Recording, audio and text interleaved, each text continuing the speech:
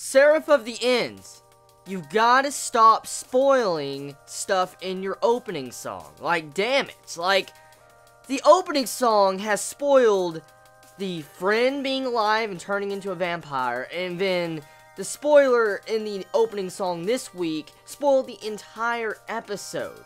Like, if you saw the opening, which I love the opening song, I've said that many times, the opening song is fucking amazing. It's my favorite opening song when it comes to music from this anime season. And to see how I love this song so much, I always listen to it, and I see these new fucking spoilers popping up, I'm like...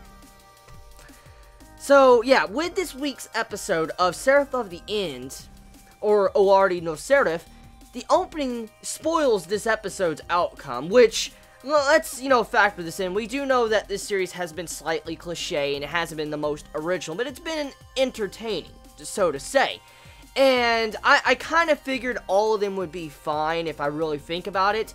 But what really makes me mad is any thoughts of, like, oh, they might lose this or one of them might die was completely casted out with the opening song that spoiled all three of them using their cursed gears in the opening. And I'm like, you do that shit the episode after they get their cursed gears. You don't do it the episode they are still in the middle of figuring out if they're gonna live or die. I'm like, bro, chill, just chill. So anyways, okay, besides that, regardless of pretty much this entire episode's outcome being spoiled, it was good. It gave us characterization development for, I guess, our three main male characters besides Gurren. And our three main male characters kind of get the development. Now, mainly the character that really gets the biggest highlight in this episode is Yoichi. I think that's how you say his name. Yoichi gets the biggest highlight. Pretty much majority of the second half of the episode focuses on him having an internal battle with himself as he sees his sister. And this demon that talks to him lets him know that he's weak. He doesn't really have a conquest for vengeance. He's a very weak individual human, and then this demon says, like, you're everything I hate in humanity, or humans, and he gets taken over, but eventually he gets out of it, he's fine, thanks to the outcome of everybody helping him out, and him learning that he has a new family he needs to protect. So, that ending conclusion, you can tell, very shonen-ish. It was very shonen-ish the way that ended, and also...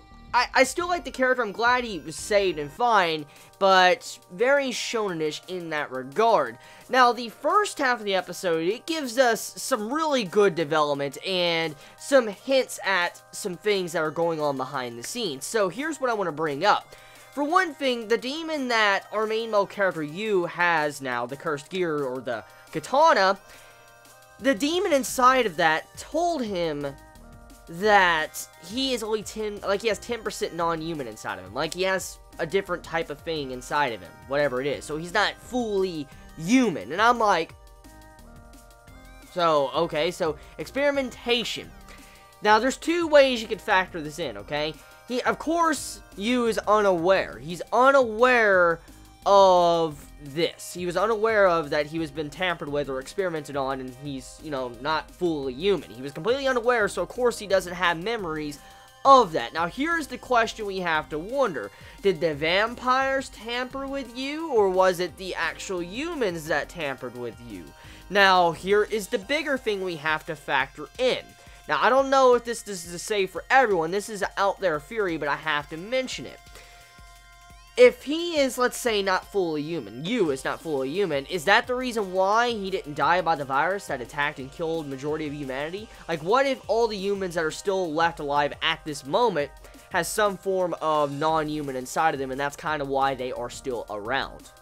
Maybe that's the reason why a lot of humanity didn't die. Possibility. Or the vampires experimented with him and he became part vampire. One or the other. Or the humans experimented with him. So, yeah, we got three different options or outcomes that most likely happened. So, that's my theory on that. Now, getting back on topic to the inner sword, whatever, the Sanpokdo that Yu has. I have to mention this, and I have to bring it up. Now, before I say this, just because I'm about to make this reference doesn't mean that it was the first series to ever do this in shonen history or any history of manga or anime. I just want to mention it because I get those similar vibes. The entire aspect with how the demon inside the cursed gear is like, if you show like you're weak or whatever, you weaken and all that, I want to take over your body and I'll you know, pretty much control the will, that reminded me of Zangetsu. You remember from Bleach, the inner struggle that Ichigo had with his sword, Zanpakuto? That's exactly what that reminded me of. That was almost like word for word. Not exactly, but almost word for word what Zangetsu said inside of it. I'm like, bro, what the fuck? Like, what the fuck? Hollow Ichigo is talking our main character, you. So, very funny. It's very funny. And to see how the Cursed Gear will take over Yu's body if he fucks up and doesn't go his full time. Like, he doesn't try to continue on his path what he has set out to do. So, yeah, I mean, take it as you will. I mean, you can either say that's a really good thing or a really bad thing. It depends. I mean, Seraph of the End, I can't deny, a lot of us have noticed it in these past couple weeks since it's aired. It's an entertaining series, but it does have its cliches. Like I said, it has a cross between Attack on Titan and Blue Exorcist, along with some other elements of shonen, but majority of series nowadays do that. But I just wanted to mention that's the type of vibes I got from this episode. So regardless of that, episode overall, I felt like it was a solid episode. It was a solid episode, music on point, animation is good. Animation was good, but there were some parts that the animation was lacking, especially when it came to the backgrounds, but nothing too bad.